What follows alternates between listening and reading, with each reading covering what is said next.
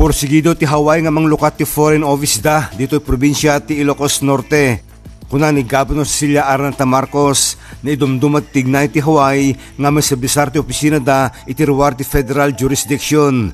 Namuan nga plan ti Philippines Department for Business Economic Development and Tourism ti State of Hawaii nga manglukat iti Dapayon Commercial Center iti Ilocos Norte.